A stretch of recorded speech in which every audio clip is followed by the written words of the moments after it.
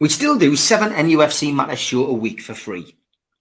But if you want to help support NUFC Matters, then there are a few ways of doing it. Hit the like button on each live broadcast and video. This helps the channel grow. Hit the subscribe button and select the all notifications bell so you don't miss a single show. If you want to help us financially, then you can join the channel using this button with the membership starting at $1.99 a month. Or you can drop us a donation in the chat using a super sticker. We're also looking for sponsors. If you'd like your brand advertised on the flyers for the show and featured during the ad break, then email John at nufcmatters.com to arrange today.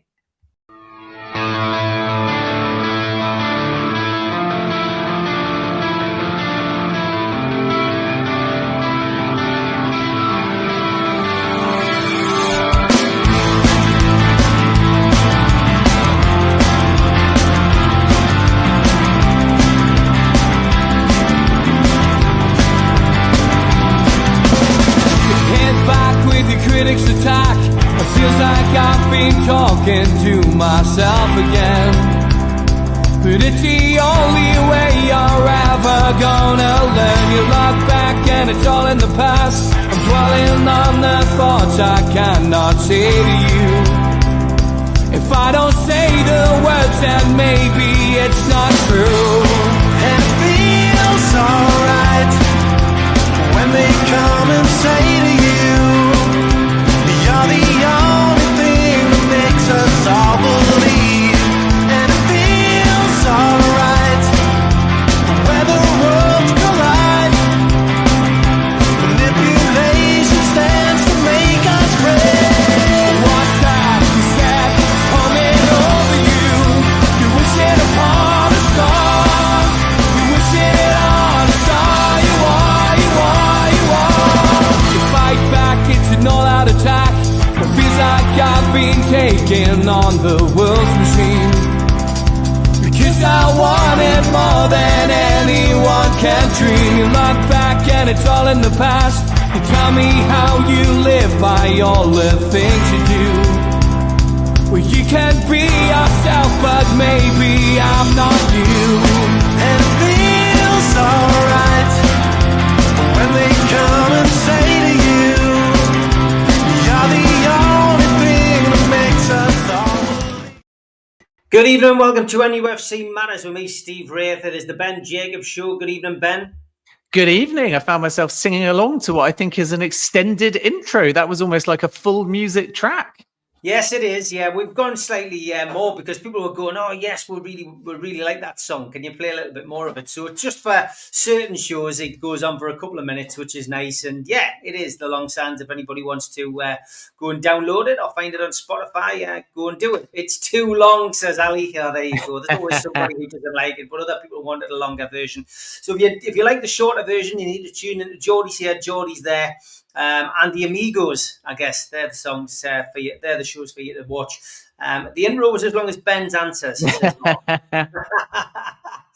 The intro was more catchy than my answers, that's for sure.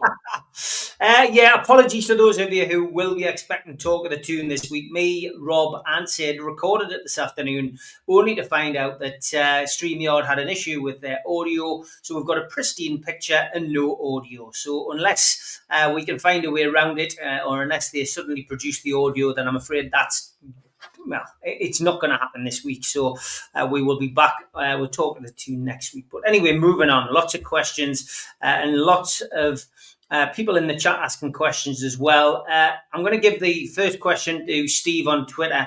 He says, does Ben think the PSR APT rules, which were deemed unlawful, fit for purpose? Well, I think the financial rules are interesting and the associated party transactions are a little bit different because they're about a specific point. And therefore, as I've said before, we have to distinguish between the two. So PSR, you could argue, is not fit for purpose, and that the Premier League and the commercial side of business for the clubs, plus what they want to spend in the transfer market, has all evolved. And that means, therefore, that PSR needs changing. And this is not a controversial opinion. All of the clubs have basically said that they want to shadow trial new rules more similar to UEFA's squad cost control measures And in doing so, that's as good as saying PSR needs to either change dramatically or end. And as a consequence, we know that PSR in its current form is unlikely to remain. Then there is a separate point where clubs disagree over within a new model for domestic financial rules. Should there or should there not be anchoring? In other words, do you level the playing field by taking what the bottom club earn in television rights, timesing that by a multiple of about 5, and saying, regardless of what you bring in, you can't just spend up to a percentage of that revenue because it will be capped by what the bottom team earn times 5 in television money. So there'll still be a level playing field. Otherwise, there's a danger that one club brings in a lot of business and then can outspend its rivals simply because of its financial muscle. Now, of course, clubs like Newcastle and Manchester City will say, why not reward us for being sustainable and bringing in money? So I think you have the anchoring or the cap, which is a point of contention. And I can see it from both sides. If you're bringing in a lot of revenue, who's to stop you from spending that? Why should there be a cap? But I think with PSR, if we remove the anchoring, it's fair to say that the Premier League and many other major leagues have outgrown PSR, so it does need changing. Then regarding associated party transactions, that is a completely separate point. And if you look at the vote on associated party transactions, the vast majority of Premier League clubs want scrutiny, want fair market valuation, but Newcastle and Manchester City have a slightly different opinion. And in fact, 4 clubs ended up voting on the side of Manchester City, including Newcastle United.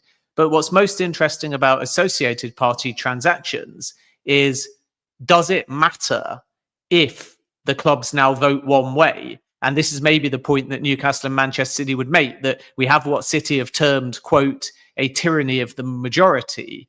And now we've seen it with Man City going outside of football and challenging the majority view in a European court of law that is not a football court. We saw Lassana Diarra challenge the transfer system again outside of a football court. We saw arguments, whether or not they ended up being decisive. We've had this debate 1,000 times, but we saw arguments with the Newcastle takeover around, again, competition law outside of a football court. So I think the biggest thing with associated party transactions, if Man City end up getting their way, is it sets a precedent to say, well, if Newcastle don't like the vote of the other 19 clubs, or Man City don't like the vote of the other 19 clubs, why just settle for the majority view if you think it's challengeable in a wider court of law rather than via a football body? And that's where we might see more fractures start to develop now in the Premier League, because clubs are not just settling for these majority votes anymore. They're going outside of football to challenge them. Yeah, interesting stuff.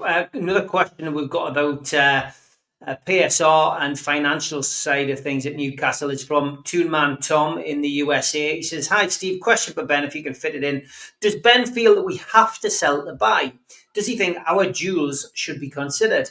And with PSR in mind, how much could we spend if we sold £50 million worth of players if it was amortised over 5 years?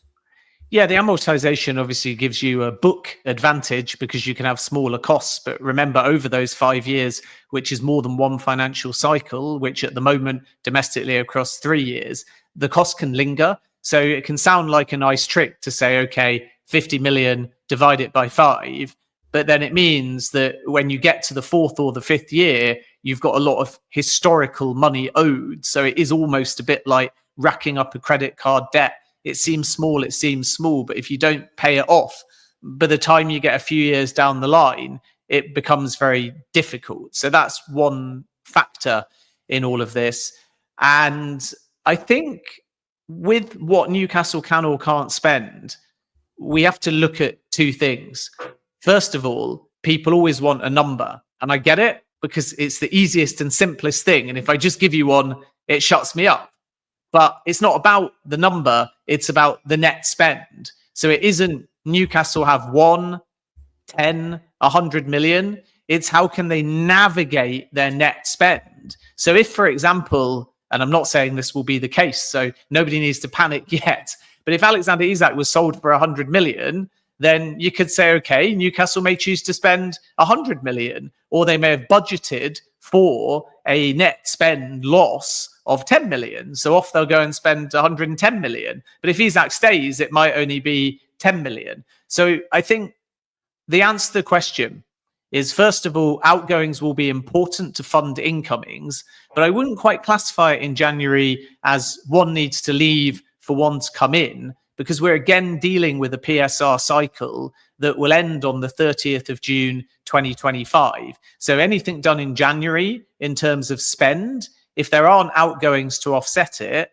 there will be a need between the beginning of the summer window and the 30th of June for Newcastle to once again scramble and bring in money. But we're not really looking at January as its own entity, because for book balancing purposes, they're factoring in the whole of the financial year. And that's why there's not a set budget per se at this point. And remember, the set so-called budget will also have a best case scenario that financially they will not have budgeted for, which may be European football, or even better, Champions League, if they somehow turn the form around. And that will impact the finances as well.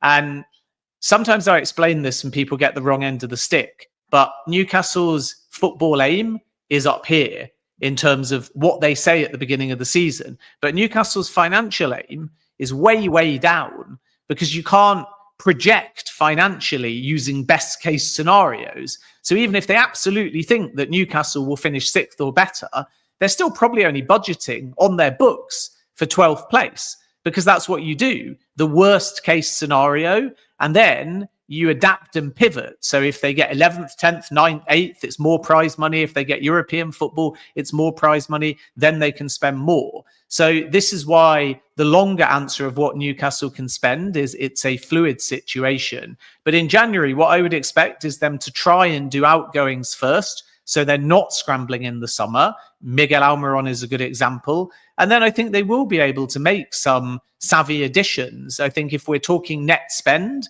we're still probably only talking about 10 to 15 million. So then if you can sell Miguel Almiron or Callum Wilson for, let's just say, 10, 15 million, whether each or collectively, then that number, 10, 15 million net spend negative, goes up to something in the region of 30, 35 million. And that's where you might get a top Premier League player coming in. So don't look at budget as fixed, and don't look at budget as a number. Look at budget as net spend, and look at the financial year rather than only January as a single month. We are broadcasting on Twitter tonight. Ben has kindly retweeted that. We've got 1,500 watching. Those of you who are on Twitter, if you want to ask a question, search NUFC Matters on YouTube, hit the subscribe button, and you can ask a question tonight. They are starting to mount up. Let's get another question with John Askew. He's asking a couple of questions here. He says, "Afternoon, everyone. Ben, many Tyne fans are confused by the notion that we've got to sell to buy. We supposedly had 60-odd million pounds for Gahey back in August. Have you any idea as to why that would be?" He goes on as well. He says, "Apparently the City case is now finished and an outcome is expected around March. Is it optimistic to think that all will be done and dusted by the start of next season?" So a couple of questions there. The confusion, I guess, lies over this money that was spent, and that was nullified a little bit by Eddie Howe in his press conference prior to the Liverpool game, where he said that A, Newcastle never got as high as the amounts that have been reported in the press, and B, that's not how it works. That money that we may have been able to afford for Gahey in the summer isn't necessarily there now. Yeah, and also, like we said before, if you're buying a player like Mark Gahey and you're looking at your annual books, then you're factoring in amortization. So you shouldn't look at finding 60 million down the back of Shearer's bar couch or whatever. You should look at them saying, we can get 60 million over the next 5 years, in which we're going to likely amortize it for book purposes, but also probably try and get equivalent payment terms. And again, if you can't get those payment terms, maybe you have to pay it off in 3 years. So you're finding 60 million over 3 years. And that's a lot easier to work around for book purposes, i.e. amortization, and in practice when you actually physically need the money in order to make the payments. So it's not that Newcastle can't find that money. It's the fact that they have to be creative with their accounting and they have to negotiate for preferable payment terms, which is why I always say, and I'm going to sound like a broken record because I'll probably say it 30 times in January, it's not just the number, it's the structure of a deal that's important. 60 million, give us 30 up front and 30 within a year is no good to Newcastle at the moment. But 60 million paid over 3 or 4 years with a smaller number for the first payment might be something that they can manage across their books. And the other thing is, after the last PSR deadline closed, you're entering into a new financial year. So it's more logical in the second half of a summer window, Newcastle may be a bit more bullish with what they're prepared to offer and spend, because they know that they've got a year and effectively 3 windows, the second half of last summer, all of this January, and the first half of next summer, to balance the books. And if you know deep down that a star either may have to leave, or alternatively, you resign yourself to that exit, and I'm not implying at this point that will be the case with Isak or Bruno Guimaraes or Anthony Gordon, but knowing that you've got 1, 2, 3 huge assets, each of them will command a big fee. You could argue all of them will be in and around the 100 million mark. So if you've got 300 million of assets, you don't want to lose them. But if you invest in a player you feel is going to be there for 5 to 7 years, and at the same time, you know, one of those 3, whether for their own reason or a club reason, because it makes financial sense, is prepared to go, then once again, like I said before, if you're thinking of Gueye and 60 over 3 years of payment terms or 5 years of amortization, across those 5 years, you may get Gordon, Guimaraes or Isak, or more than one of them sold, or you may get their wages off the books if they stay for a bit longer and their transfer fees diminish or their contracts tick down a little bit. So you know logically you've got wiggle room because you've got assets within the club in order to offset that. So you can be a little bit more aggressive, because it's not like Newcastle don't have ways of raising capital if they desperately need to. Now, maybe that capital comes instead by qualifying for the Champions League, winning the Champions League, getting a minimum of 60 million for the Club World Cup, selling other assets, raising revenue through sponsorship. But you've got time, because that 60 million isn't 60 million all on the current financial year that you're in. Regarding Man City, the hearing has heard its closing arguments. It takes anything between 1 and 3 months usually to get some kind of written ruling. So we probably are looking at February or March before we get any clear indication. And then you would expect, unless Manchester City are entirely vindicated, if there's any punishment, there will be an appeal, and likely an instant appeal. And what we don't know is whether the parties will choose to release the verdict and confirm an appeal, or whether they will maintain secrecy whilst an appeal takes place. And if an appeal takes place, it becomes very unlikely, even if expedited, that we will get any clarity before the season is out. If there's no appeal, I think we absolutely will hear the result and the verdict and draw a line under this before the year is out. But of course, the appeal is a two-way process. So you don't just have to think of it as, if Man City are punished, they are going to immediately appeal. You also have to look at it as, if the Premier League see Manchester City as innocent, then they will likely appeal as well. So I'll be pretty surprised if we don't get a verdict and then from one party or the other an instant appeal. And that will likely drag it on to, at the earliest, May, June or July. And even that could be optimistic. It might even be towards the back end of 2025. So I think, as with many of these different cases, a lot of people are going to instantly cling to a very catchy headline of Man City innocent or guilty, Man City fined, Man City docked points, Man City provisionally expelled, whatever it ends up being, or Man City completely cleared. But then there'll be the legal grey area. Both sides will claim elements of victory within the ruling, which is very normal. And then it will go through likely a pretty lengthy appeals process as well. So I'm not holding my breath, even if it appears that we get a very catchy and simple conclusion early in the year, that this will be fully resolved within the next 3 or 4 months. I think it could well be this time next year before we start to get a clear picture of what the final ruling is. Les and Tom ask a couple of questions here. Read earlier that Manchester United owe over £420 million to clubs for players they've bought. How are they allowed to trade with so much owed out? And Tom just wants to know, how have Chelsea not been fined for PSR? Yeah, Manchester United have to declare their accounts, so that number is accurate and it's not disputable, because we know from each of their filings for the financial quarters and for the financial year. And once again, it's not about how much you are in debt. And there's a whole separate conversation about the Glazers saddling debt on Manchester United. And had they not done so, the club could have invested that on new stadium or players, or ultimately been on a firmer financial footing to allow them to continue to grow as a brand. But the reality is 420 million can, like any club, be creatively accounted. And it's not about what you owe. It's about when you owe it. It's about how you declare it on your books. And also it's about what you bring in. So Manchester United can have high amounts of fees owed, but compared to Newcastle, for example, they're bringing in significantly more revenue as well. And this is why they're able to balance the books. And it's a similar story with Chelsea in the sense that Chelsea have always had a profitable academy. Chelsea have always had high revenue streams. And as a consequence, they've been able to add that to assets that have proven to be saleable between Chelsea Holdings and Chelsea's parent company, Blueco 22.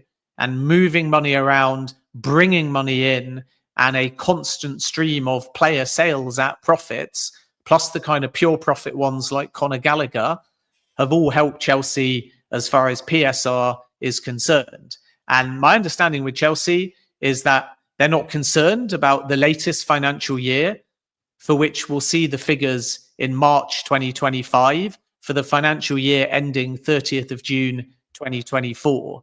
And this will be quite telling for Chelsea, because when we see the next financial year, and remember, PSR is a 3-year cycle. So when you enter 23-24, the oldest year of the 3-year cycle drops off.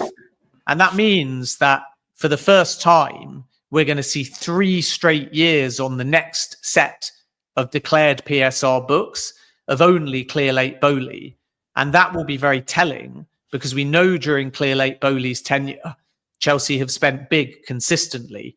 And people have often asked that question, how can they do that?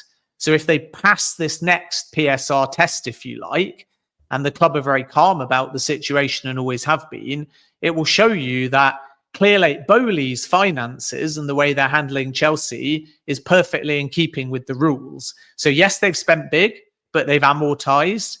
Yes, they have cut it quite fine to the point where they had to sell a couple of hotels from Chelsea Holdings to the parent company, but they've also brought in a lot of money from player sales at senior level and at academy level. And they've brought in historically a lot of revenue as well through sponsorship, because it's a big brand and it's a fashionable club in London, and that helps on the books too.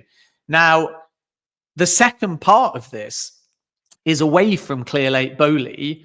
Are there going to be charges more in keeping with Manchester City's for the period under Roman Abramovich? And that we don't have an answer for yet, but we might before the year is out or early next year. And this would relate to self-declared potential historical breaches that Chelsea's current owners are cooperating with the Premier League in order to determine if any further action is going to be taken. And some of you may note that Chelsea already agreed a settlement with UEFA, and we wait and see whether it's a settlement with the Premier League, whether there's no charges, or whether there's a series of charges.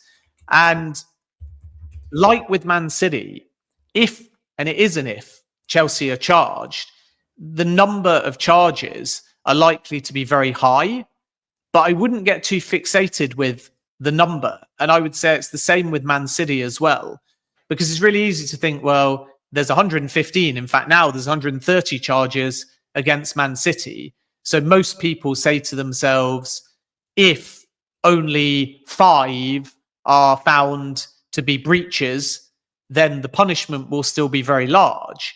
But it's not really like that, because there's only about 5 categories that Man City have been charged with. But then each season, the alleged charge has happened again and again and again and again over a series of years.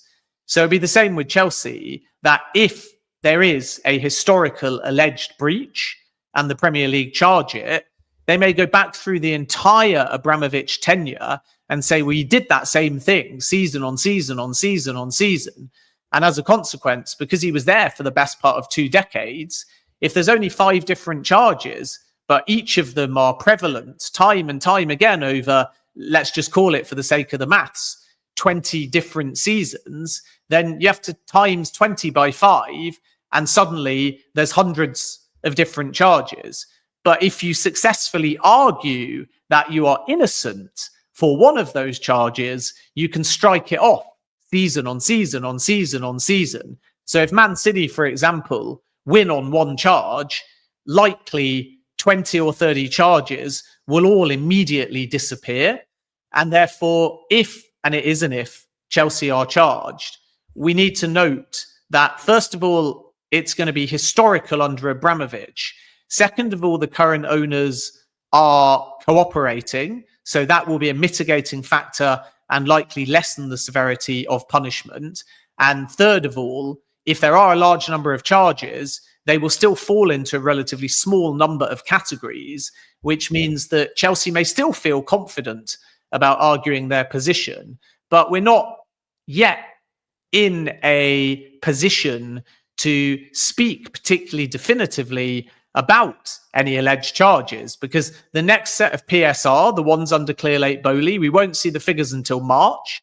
Then we'll have a better understanding of what they're doing right in likelihood, because they don't think they're going to be charged.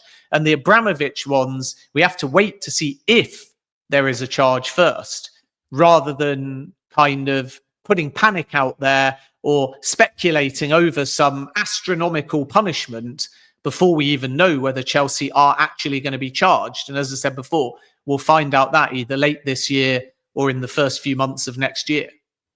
Okay, we'll let Ben get a breather and a drink. We'll have an ad break back after this.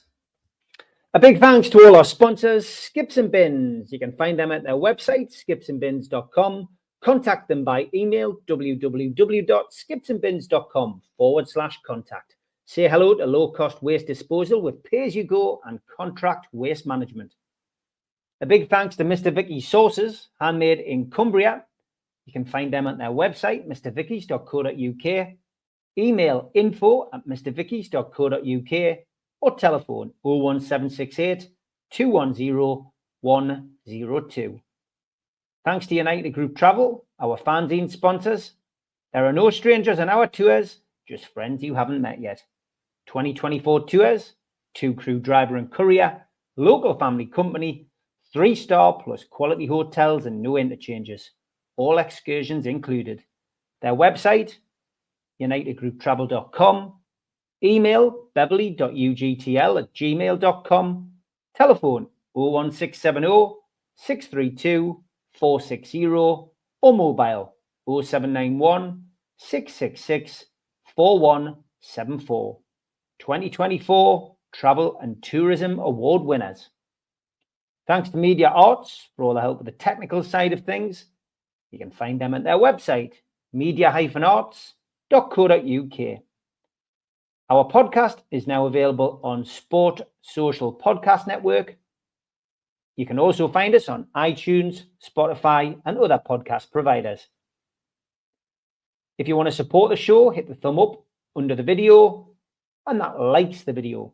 Click share to share to your other social media, and hit the subscribe button. We do 7 shows a week. Or hit the join button if you want to financially support us. It costs $1.99 a month. Some dates for your diary. The NUFC Matters Christmas party is in aid of Newcastle Dog and Cat Shelter. Tickets £10 from newcastlelegends.com. The event takes place Saturday, 28th of December, 7 till 11 at the Tyneside Irish Centre. The Longstands are making a reunion in aid of Newcastle Dog and Cat Shelter, Saturday, January the 4th at the Clooney. Tickets are £15 from the Clooney venue or newcastlelegends.com. Peter Beardsley will be at the Tyneside Irish Centre on January the 10th. Tickets available from Woucher or from newcastlelegends.com. And an evening with the Entertainers, 24th of January. Box office number 0191 243 1171 or website Tyne Theatre and Opera House.uk. The Lee Clark event is now taking place at the Tyneside Irish Centre on the 31st of January. Tickets available from Woucher. And an afternoon with Sir Les Ferdinand takes place the 6th of April 2025, 12 till 4 at the O2 City Hall in Newcastle. Tickets for that from ticketmaster.co.uk. We have limited fanzine subscriptions available. Go to the website newcastlelegends.com to order yours today. And Will Scott's book is also available from the same website, as well as the Backpage Shop, Waterstones, and WH Smith's. Okay, welcome back. Mark Byers says, does Ben have any idea why we haven't named more commercial partners or sponsors of training kit, etc.? Or is it down to holding back until the Man City case is over? I think it's more down to just holding back until the club know whether they've got any kind of European football and can get long-term partners. And if you're consistently in European football, you can raise the valuation. There's a divide between approaches, one perhaps relating to third parties, maybe related to PIF. And there might be an element of holdback there to see how the rules fall into place. But when they're dealing with other partners that are not associated party transactions, mid-season is not always a prime time to do these kind of commercial deals. And you don't just want to sell real estate wherever, whether it's in the stadium, on the shirts, on the training kit, for any old amount to bring in any amount of money. You have to put high valuation on the brand. If you look at Chelsea, they've left their real estate blank because as of now, they've not found the right partner, and they feel it's better to do that than just settle for any old partner or any old amount, because that's then the yardstick for future deals. So Newcastle are in an interesting position commercially because they've gone from Champions League qualification and then going out of the Champions League at the halfway stage and not getting into the second half of the year to missing out on European football. And right now, it's probably 50-50 whether they finish in the top 6 of the Premier League. So therefore, the commercial team can't really do that many deals yet unless the brand is prepared to have almost 2 rates. One if they commit now and an increase in the rate if Newcastle get European football. So I think this is why it's been complicated, because Newcastle's ambition and Newcastle's owners and Newcastle's original surge from everyone saying they might go down at Christmas to suddenly the following season being a Champions League qualifier, that's been so fast that it's actually quite hard for the commercial team to keep up with that football success, because they need a bit more time, they need a bit more stability. So I think the true fruits of Newcastle's commercial labour, whether associated party transactions or whether deals with separate entities, may take a little bit more time, especially if you're trying to compare them to the big 6 in revenue. That will first need Newcastle to have 3, 4, 5 seasons where they get regular European football. And if you look at Villa, for example, if they can back up last season with this season, they'll also be in a position where they can start projecting for bigger commercial revenues and a wider array of partners. So if Newcastle want to bring in commercial money, I think they have to either be creative with their real estate and find smaller sponsorship deals in areas where they haven't normally decided to sell. And the biggest thing, obviously Newcastle have already got this, but the biggest thing in football that we've seen maybe in the last 5 to 7 years is a shirt sleeve sponsor or a short sponsor. If you look in South America, many of the kits are more like kind of your Formula One shirts where there's several sponsors. And I don't think that would go down well with any fan bases in Europe, because there is beauty and simplicity of just having like the black and white and maximum one prominent sponsor. So clubs have to think about that. You can't just undermine the look and the feel and what people are used to by overloading it with sponsors, but you can look to get a bit more creative with your scoreboard sponsors. I think it's only a matter of time, like we see in MLS, where clubs will sponsor everything from goals, substitutions, corners. Definitely in digital, you're seeing that already, where your team sheet comes out and it's affiliated to a sponsor, but maybe they go even deeper and individual moments in the match also become sponsored in the program, on the scoreboard, across your digital platforms. So there's room for all of this, but before you can become truly marketable and set the price you want for all of these elements, you first need to take care of the football business. And that's why the Big Six historically have been able to consistently bring in more money than Newcastle, because they're consistently playing in European competition and they're consistently in the top 6 in the table. Okay, let's move on to transfers. Lots of questions coming in about that. Lee says, evening, Steve. How many additions does Ben think will happen in January and how many possibly will leave? Simon wants to know if you think that Harvey Barnes could be sold in January. Of course, a former Leicester player who Newcastle signed. You've already mentioned Miguel Almiron. A few people asking about him. And Tom says, Ben, do you think City will come in for Bruno in January, or do you think they will wait till the summer? Yeah, I think they'll wait until the summer. I also don't think that Newcastle will entertain a mid-season sale for Bruno Guimaraes. So that one's a non-starter. It will certainly be interesting to see how City react to this wobble in form and whether that does lead to a busy January. But Guimaraes and Man City could be a topic of conversation, but summer rather than January. I think there's a realistic chance that Callum Wilson and Miguel Almiron go in January, particularly Miguel Almiron. There is some early interest from MLS, where, of course, he came from. And there's still Saudi clubs that are waiting for an invitation to make an offer. And naturally, the framework of any deal, because it would be a central one, is already in place from when Al Shabab tried to sign Miguel Almiron, and they agreed everything in principle with Newcastle, but Almiron didn't want to go. So if he changes his mind, then Saudi Arabia is waiting for Miguel Almiron. And that exit and Wilson's potential exit, whether in January or the summer, will inform what Newcastle are looking for. So yes, more broadly, perhaps if we're talking about summer and January, 2 goalkeepers could leave and another goalkeeper could arrive. Another centre-back could arrive as well. But if we're talking about effectively replacing an outgoing, that's the challenge in all of this, that if Almiron and Wilson go, people may turn around in January and say, okay, we understand it. It's been coming for quite some time, but you got to find another young striker who can challenge Alexander Isak, or you've got to, in some games, if Isak's not playing, use Anthony Gordon centrally, where luckily he likes playing. And then you may want some kind of versatile forward that can play wide or central.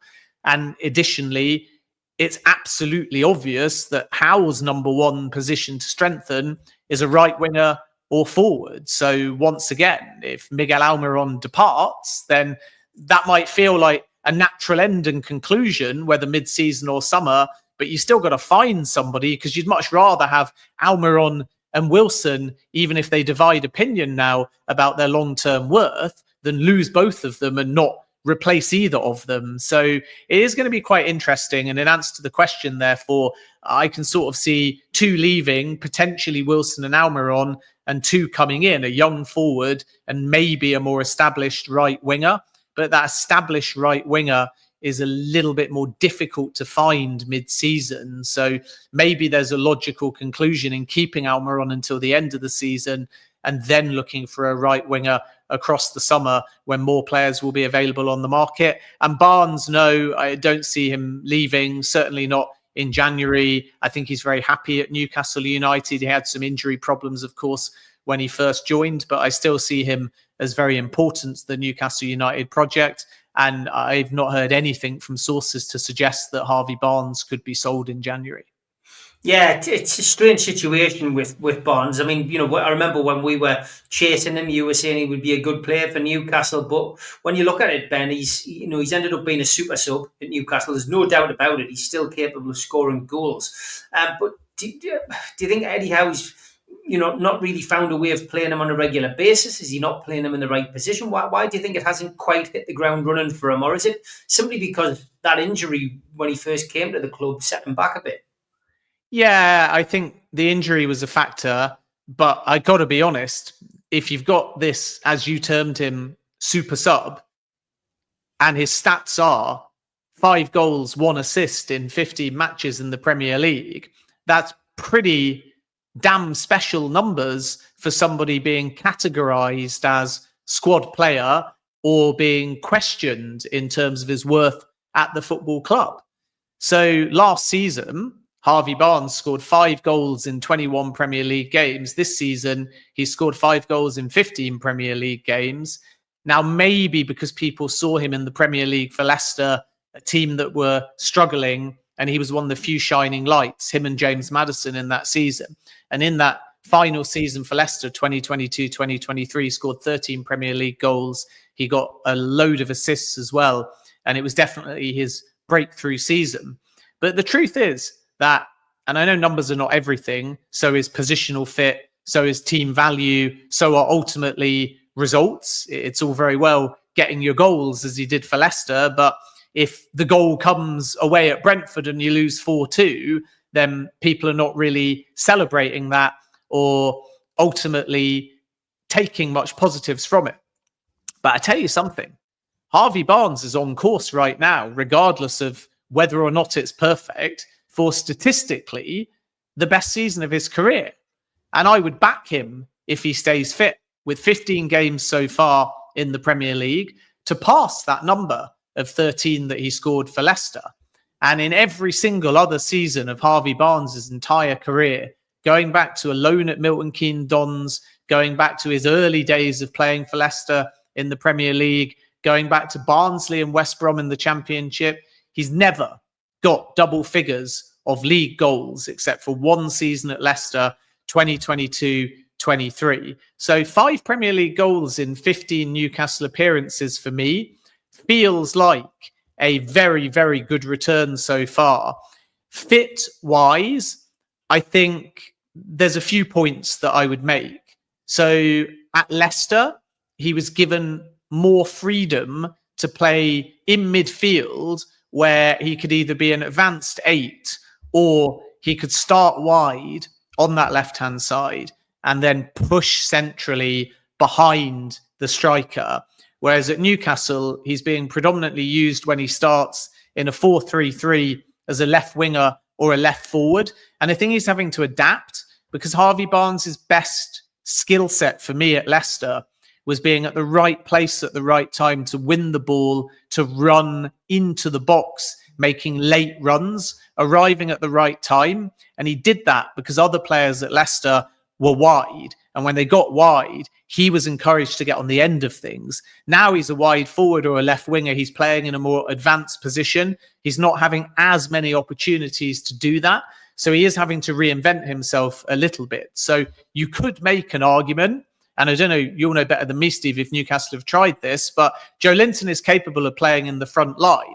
So there is a logic that instead of it being Joe Linton, Guimaraes, and let's just call it Longstaff, it's actually Barnes, Guimaraes, and Longstaff, and Joe Linton up top. Or, of course, you could have Gordon and Isak and Murphy or Almiron. And then there's that possibility from left midfield for him to actually play behind Alexander Isak, or as a more traditional left-sided central or wide midfielder. And that might be a way also of getting the best out of him.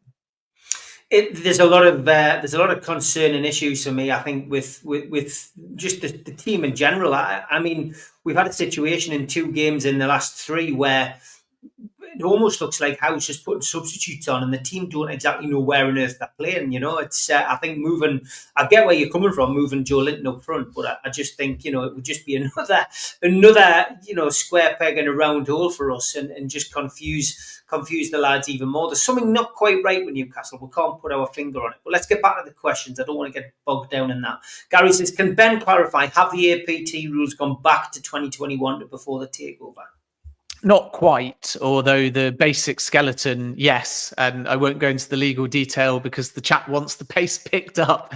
But the difference is that now shareholder loans have been added to associated party transaction and will fall therefore going forwards, but not retrospectively under fair market valuation. So the irony of Man City's case is that it doesn't hugely benefit Man City. It could actually be detrimental towards Arsenal or other clubs like Brighton that have a heavier reliance on shareholder loans. And it's kind of interesting because legal experts I speak to feel like there's a whole lot of fuss and there's a load of arguments being made and there's two sides claiming victory. And in essence, the Premier League have just added into their associated party transaction shareholder loans to be compliant with European law. And now is going to be the real proof in the pudding. Because if it just stays as is, the Premier League have absolutely won over Man City, regardless of headlines stating the opposite, because it will ratify the basic post-2021 framework of associated party transaction rules is fine and just needs tweaking. And then from the perspective of Arsenal and Brighton, they won't mind too much, because if they were really in any trouble with shareholder loans, which could have interest added to them for book purposes, and therefore you might not be as comfortable on your books for the finances because shareholder loans were interest-free. And if they're suddenly not, then you're in a position where that has to reflect on your accounts. But if there was a massive issue, then the clubs can convert those shareholder loans, the debt, to equity as a way around it. So not much is actually going to change if the Premier League have their way. But if City end up fighting this further and saying these rules are anti-competitive, then it may well be, if it rumbles on, that the Premier League have to rip apart the associated transaction rulebook once again. And that's what City are ultimately hoping for. And that's why City didn't want the amendments made too quickly, because they believe that this is a particular rule of contention that needs debating in full. So short answer is it's not quite 2021. Shareholder loans are factored in. It's not necessarily good news, therefore, for clubs like Arsenal and Brighton, but there's workarounds. And if it stays as is, the Premier League will feel they've just made tweaks to post-2021 associated party transaction rules and have effectively won, in inverted commas, over Man City. If Man City continue to challenge it and get the rulebook ripped up again by going outside of a football court back to a European court of law, then it may rumble on, and then the Premier League may face yet more legal battles with the Premier League champions. Okay, Spenny, good evening. He said, if we can sell Bruno for 70 million, it's over 30 million profit. Can Longstaff gain that much selling him? Lots of talk in the chat about who we could sell. I think we're more likely to sell Longstaff than Bruno. He's pure profit. He needs to sign an extension for us to get any funds. He would suit teams fighting relegation, says Ali.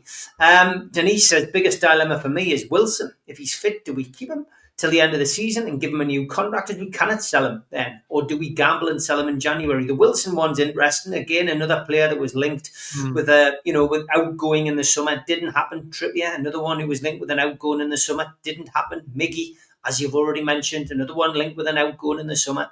Didn't happen. What's your thoughts on Wilson? Will he stay? Will he go? Will Howe be keen to let anybody go when he knows that nobody could be coming in this January? Yeah, I think there'll be offers for Callum Wilson in January. And as I said before, whether Newcastle sell or don't sell will partly depend on whether they've got a replacement lined up.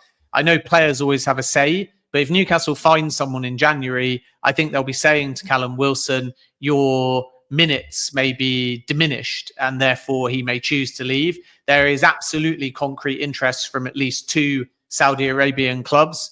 One of them is Al Shabab, who have approached Callum Wilson before and would be interested in trying to sign him. Finally, they nearly got Pierre-Emerick Aubameyang, but he went to another club in Saudi Arabia called Al Qadsiya instead. So they're still looking for a big name striker. And the other club is Al Abba, who are one of the smaller ones, but they may get some central funds to spend in January. So there's 2 clubs in Saudi and it would be a central deal. But I'm not yet getting any clear sense of whether Wilson would be willing to go to Saudi. I also think, even though it may seem a bit strange, there will be interest from within the Premier League from 1 or 2 struggling clubs. Now, if Newcastle sold Wilson to a Premier League rival and then their season didn't work out, they would get a lot of backlash. But I do know that West Ham, my club Leicester even, have discussed Wilson. I think West Ham's up in the air because of the future of Julian Lopetegui, and also because they already brought one slightly older striker over the summer in Nicholas Füllkrug. It hasn't worked out. But of course, due to the situation with Mikel Antonio, and I wish him well, horrible situation, but glad to see that he's stable. And after that horrific car crash of which we all saw images, has undergone an operation. I'm not going to speculate about time out or anything like that. We have to respect the family and the player and the privacy. But we know, of course, that West Ham will be without Antonio for some time. So it may mean they look for something more short-termist, whilst trying to also sign a younger striker as well. So 2 strikers could be a possibility for West Ham, perhaps one in January and then one in the summer. And Leicester, of course, are going to be looking for goals and somebody to support Jamie Vardy as well. So there are clubs in the Premier League in the market that would see Wilson as somebody that could be very productive for them and might be able to offer Wilson, if he's fit, starts rather than only a squad role. And then Newcastle might entertain it. But I think they'll want a replacement lined up first. We've got William Osula, let's not forget as well, who Eddie Howe has said before is not quite ready, but he is 21 years of age. I think it's something in the region of 4 appearances in the Premier League so far this season. So can he get to a point where behind the scenes he becomes more and more and more match ready, and then Newcastle might be in a position where they feel that that can fill the sort of void left if Callum Wilson leaves. But I still firmly believe in January or in the summer that Newcastle will sign an important centre forward. It's just a case of, is there the right name out there in January? Because in summer, you're talking about Jonathan David being a free transfer.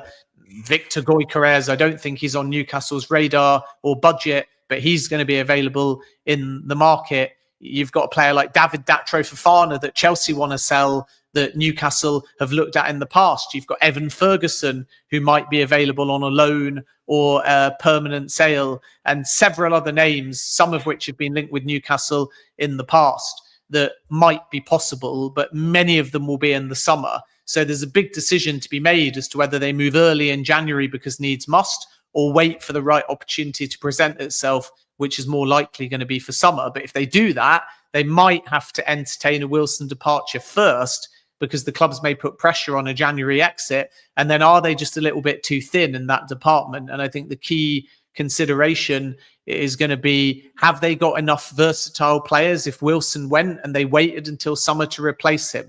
Can they rely on Osula?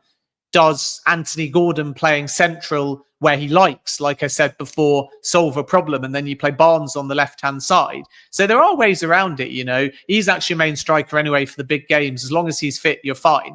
Gordon's your backup central and he's your starter in a wide area. Osula's your third backup from a central position. If you need to move Gordon out from that left-hand side, you got Barnes, you got Joe Linton. If you keep Miguel Almiron on, you've got him, you got Jacob Murphy on the right-hand side. So there are kind of options if Wilson leaves and they don't replace. But I think Newcastle fans listening would probably feel a bit unsettled with Wilson going and nobody coming in January, knowing that at the moment there doesn't feel like much consistency in results. There's not enough goals and there's not enough squad depth. So yeah, let's see what the recruitment department decide. But coming back to what I said before, there will be offers for Callum Wilson in January. I'm certain of that.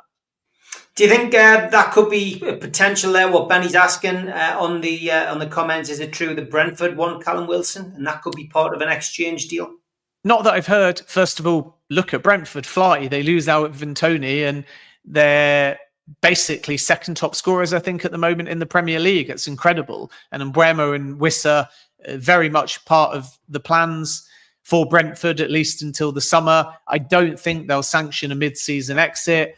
I think Brentford are in the kind of position like Brighton were, where they're on the cusp of maybe qualifying for European football, and the players will know that as well. So there's a real feel-good factor at the moment about Brentford. Things have stabilised since Tony's left. Thomas Frank's still there. Wissa and Mbeumo both in really good form too. So it's going to be very difficult for Newcastle to get Mbeumo in January, even if they offered Callum Wilson. And I'm not aware that Brentford are front of queue for Callum Wilson. I think they'll be looking for a slightly younger kind of profile. So it's a nice, neat link, I know, but it's not one that I think will happen in January.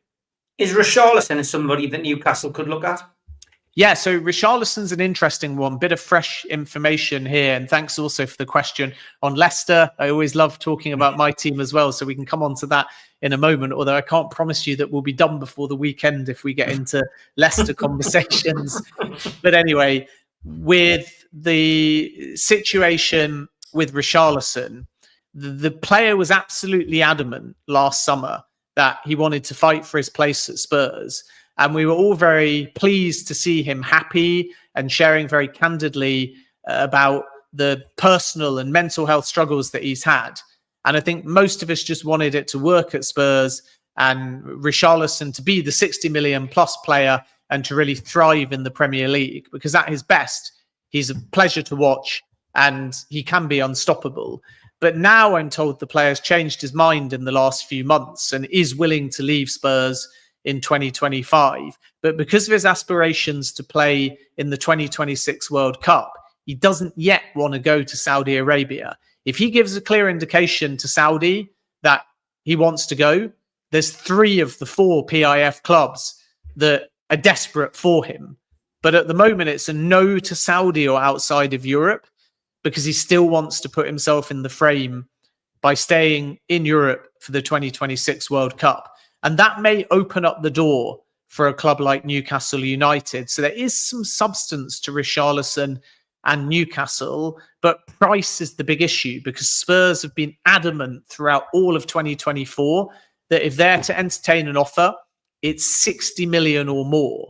And Newcastle would not be looking at anywhere near that number, given the player's injury record and given his form. And therefore, if this is to develop, and Richarlison would be open to going to another Premier League club, it would have to be, from Newcastle's point of view, around the 40, 45 million mark, similar numbers that they paid for your Harvey Barneses and perhaps 1 or 2 others in the past. But it's not going to be 60 plus for Richarlison if it is to develop with Newcastle. And nothing is advanced or particularly concrete at this stage. And of course, there's still Calvert-Lewin as well on Newcastle's radar too. And we wait and see how Dan Friedkin, when he is approved, approaches the Calvert-Lewin situation, and how Calvert-Lewin also decides he's going to address the links with Newcastle, because previously when they came calling, it was actually less about agreeing a deal with Everton, and it was more about the fact the player and Newcastle couldn't agree terms. But if you flash forwards to an Everton that might be in a relegation battle, an Everton that may need to sell, an Everton that are not going to be anywhere near European football, with a Newcastle that maybe in the second half of the season can move in the right direction, maybe Calvert-Lewin changes his mind about his expectations. So I still wouldn't rule that out. But the key to Richarlison is fee. And ultimately, there would be competition from 1 or 2 others as well. The key to Calvert-Lewin is less fee and more player package. So they're slightly different deals if either of them do end up progressing in 2025. Okay, let's finish off with the big game of the weekend. It is the Ben Jacobs derby. And Leicester travel to St James's Park for a good old-fashioned 3 o'clock kickoff. And you've got a bit of bounce, Ben. You've got a new manager, and you seem to have found your way a little bit. But you're not great travellers this year. You've got the worst goals conceded, along with Wolves, haven't you? 18 goals conceded. But certainly Van Nistelrooy seems to have got you a little bit more disciplined, shall we say. Yeah, it was a weird one because in my head, maybe because I remember from my point of view, Heskey goal and being ahead in that Premier League Classic and then Shearer hat-trick 4-3, I've always kind of thought Leicester never do well at St James's Park. But then I looked it up and Leicester have won 6 Premier League away games against Newcastle, more than any other opponent, and 5 of these victories have come in their last 7 visits to St James's Park. So statistically, Leicester have got an incredible record at St James's Park, which I didn't have in my head when I was thinking about the fixture. Then if you look at Newcastle, have won just 1 of their last 7 Premier League home games against Leicester, and the fact the form is hit and miss, and the fact that Ruud van Nistelrooy has given a bit of a bounce, this might be the kind of game where Leicester can get something from it. I'm pessimistic because ultimately we haven't started the season brilliantly. It didn't work under Steve Cooper. We're heavily reliant on Jamie Vardy. Harry Winks picked up an injury. The defence is very shaky. So all of these things made me a little bit fearful looking at the fixture calendar, including this game against Newcastle United. But it's one of those where after coming back very late against Brighton for a point and beating West Ham, I kind of fancy Leicester now. Maybe this is famous last words and you'll all rib me the next time I come on the show. And I don't think we've had many shows where we've had Leicester Newcastle and I've made a prediction in Leicester's favour, but I kind of fancy Leicester to get something out of the game. So I'm going to be bold on a Newcastle podcast and I'm going to say Newcastle 1, Leicester 2. Okay, I can see why you would say that. I'm going to go for a 2-2 draw, and I don't usually make my prediction until Gibbo's show. I've got a feeling Newcastle are still in a bit of a bit of a hole. I think the crowd will play its part, and I think if Leicester can get that early goal, which I can see them doing, I think there'll be goals in this game. But I think it'll be a 2-2. So yeah, it's I can see why you're feeling a little bit more confident than you would have a couple of weeks ago. But Newcastle are such a topsy-turvy side. You could come to St James's Park and get a shellacking. You just don't know. Yeah, Newcastle 7, Leicester 1, as I've seen from, I think that was May 93. Yes, yeah. But you never know, mate. You never know. Whatever happens, I'm sure it'll be a good game. We will get you back on next week. Thanks as always. And you brought the numbers, as you often do, Ben. Thanks for retweeting it. 3,400 watching live. If any of you fancy joining us on NUFC Matters on a regular basis, search us on YouTube. Hit the subscribe button. NUFC Matters. We do 7 shows a week. See you next week, Ben. Take care, mate. Enjoy the game. Look forward to it. Have a good week, everyone. But I hope your weekend is ruined by Leicester.